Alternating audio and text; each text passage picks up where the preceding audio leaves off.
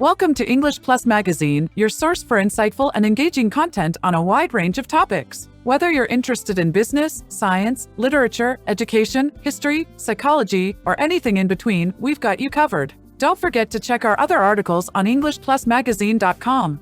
And now, sit back, relax, and enjoy our latest article. Discovering the great camps of the Adirondacks, a luxurious escape into nature. The Adirondack Mountains in upstate New York are a popular destination for outdoor enthusiasts, offering hiking, fishing, skiing, and other recreational activities. But the region is also home to a unique architectural style that emerged in the late 19th century, the Great Camps.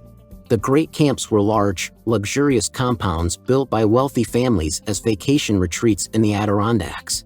These camps typically consisted of multiple buildings, including a main lodge, guest cabins, boathouses, and other amenities. They were designed to blend in with the natural surroundings and provide a comfortable yet rustic experience for their guests. The origins of the Great Camps can be traced back to the mid-19th century, when the Adirondacks were first discovered by wealthy city dwellers seeking respite from the noise and pollution of urban life. The region's natural beauty and isolation made it an ideal location for those seeking solitude and relaxation.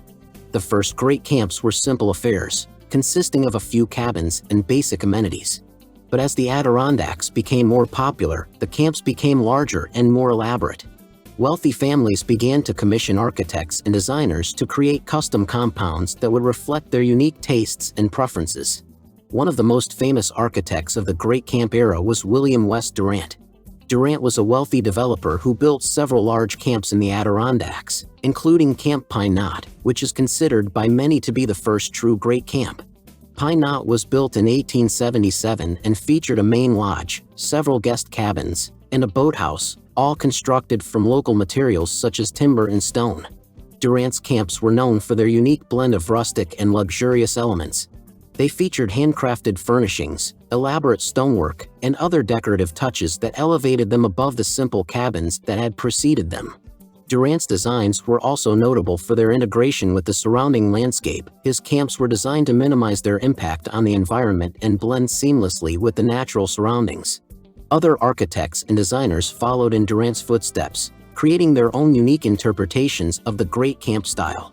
One of the most notable was the firm of William L. Coulter and Arthur G. Comey, which designed several camps in the Adirondacks in the early 20th century.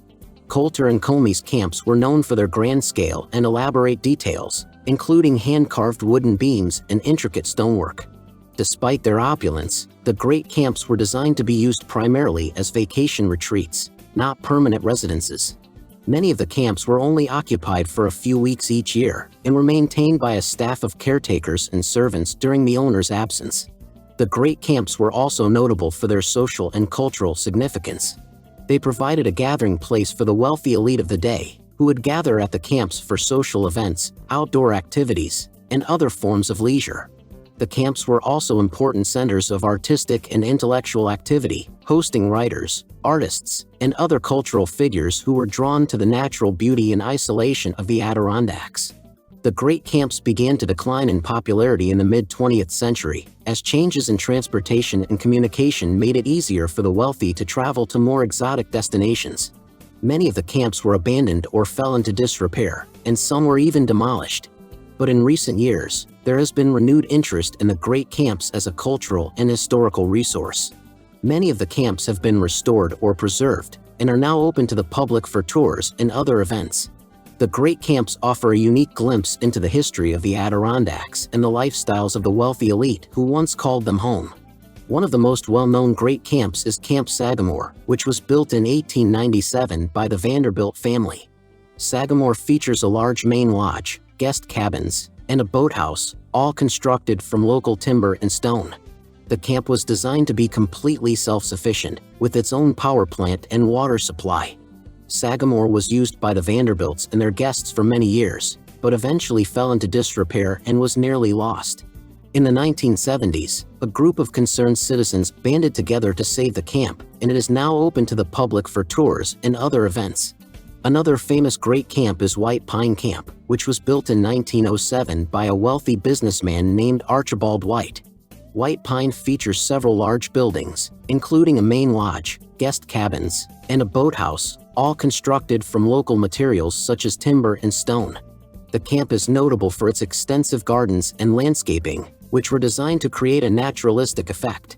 White Pine is now open to the public for tours and overnight stays, and is a popular destination for weddings and other events. The great camps continue to inspire architects and designers today, and their legacy can be seen in modern interpretations of the style. Many new homes and vacation retreats in the Adirondacks are built in the great camp tradition, featuring natural materials, rustic details, and a connection to the surrounding landscape. The Adirondacks themselves remain a popular destination for outdoor enthusiasts and nature lovers, offering hiking, fishing, skiing, and other recreational activities.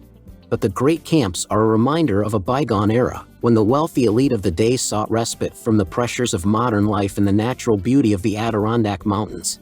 In conclusion, the great camps of the Adirondacks represent a unique architectural and cultural tradition that emerged in the late 19th century. These large, luxurious compounds were built by wealthy families as vacation retreats, and were designed to blend in with the natural surroundings and provide a comfortable yet rustic experience for their guests. The great camps were notable for their opulence, their social and cultural significance, and their integration with the surrounding landscape. Although many of the camps fell into disrepair in the mid-20th century, they have since been restored or preserved and are now open to the public for tours and other events.